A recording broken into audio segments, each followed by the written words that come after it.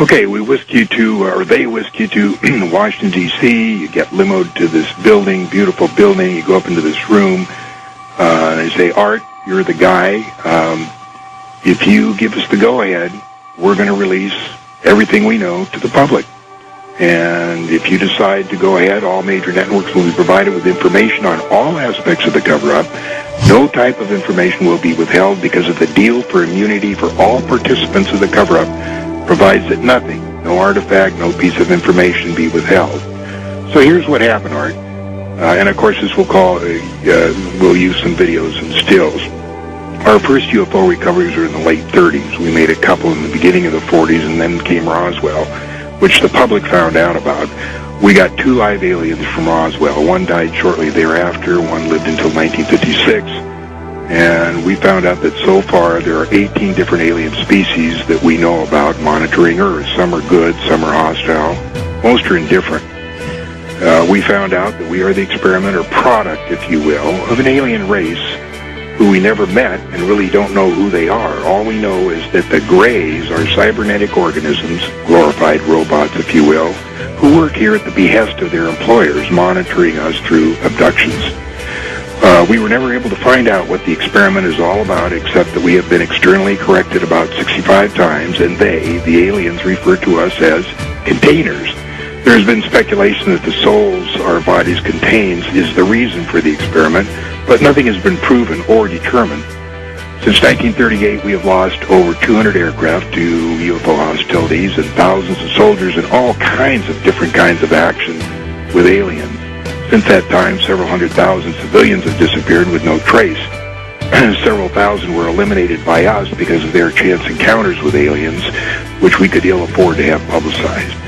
A slightly more frightening phenomenon known as human mutilations have occurred on a regular basis and are similar to the cattle mutilations in that the humans are taken from the street, so to speak, and returned to the same area about 45 minutes to an hour later, with their rectums cored out, their genitals removed, their eyes removed from their sockets, and completely drained of blood. In all cases, it appears that the mutilation procedures occurred while the persons were still alive and conscious. One of our scientists speculated that apparently the human specimens had to be alive for the samples to be worth anything. Abductions occur on a daily basis throughout the United States to at least 10% of the population. And when we first became aware of this, we protested to the little gray being that we held in the captivity at the YY-2 facility at Los Alamos. But a deal was struck that in exchange for advanced technology from the aliens, we would allow them to abduct a very small number of persons, and we would be periodically given a list of those persons abducted. We got something less than the technology we bargained for and found that the abductions exceeded by a millionfold what we had naively agreed to. In 1954, President Eisenhower met with a representative of another alien species at Muroc Test Center, which is now called Edwards Air Force Base. This alien suggested that they could help us get rid of the Greys, but Eisenhower turned down their offer because they offered no technology. At this point, it became apparent to all involved that there was no such thing as a God, at least as the public perceives God. Certainly some kind of computer recorder stores information, and an occasional miracle is displayed by the aliens to influence a religious event. So this so unnerved Eisenhower that he had In God We Trust put on paper money and coins and put into the Pledge of Allegiance to reaffirm the public belief in God.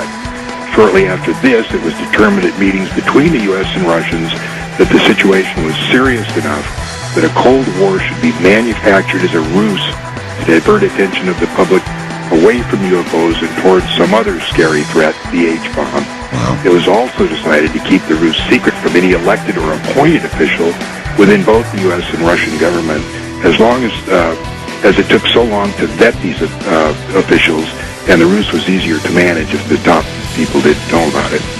In the late 1950s, NASA was formed to compartmentalize, containerize, and sanitize information from all space platforms and vehicles. We sold NASA to the public, claiming that all information would belong to them. Actually, they got very little, and even that was highly sanitized.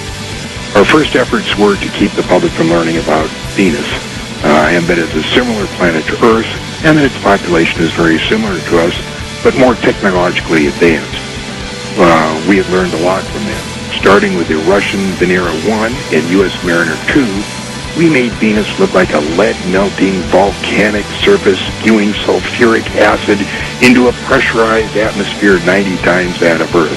And was often the case we overdid it and wondered why no one ever asked how a parachute survived a descent into 800-degree air. We set up operations in Pine Gap, Australia to preclude any prying eyes trying to figure out what we were up to. We regularly eliminated, through extreme prejudice, anybody who was part of the operation and made the least little tiny threat about disclosure or satisfaction with the operation. Any space mission that included Mercury, Gemini, Apollo, Mariner, Voyager, Clementine, and all the rest, all data initially came transmitted to Pine Gap, and then it was relayed to JPL or wherever after the sanitizing. We had a little trouble with amateur radio operators, but when they figured out how they could intercept these signals, but we managed to deal with that.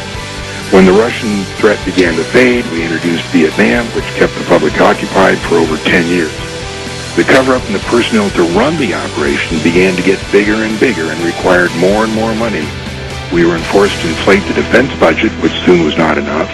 Then we got into the drug business, which was still not enough. We were the ones that looted the savings and loan industry and Wall Street to boot.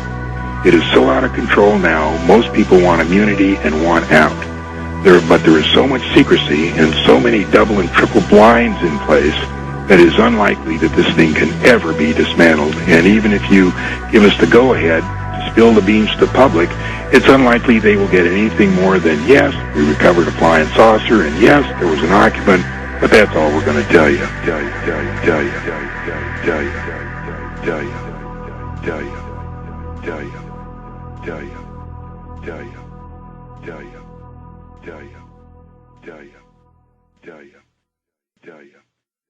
you.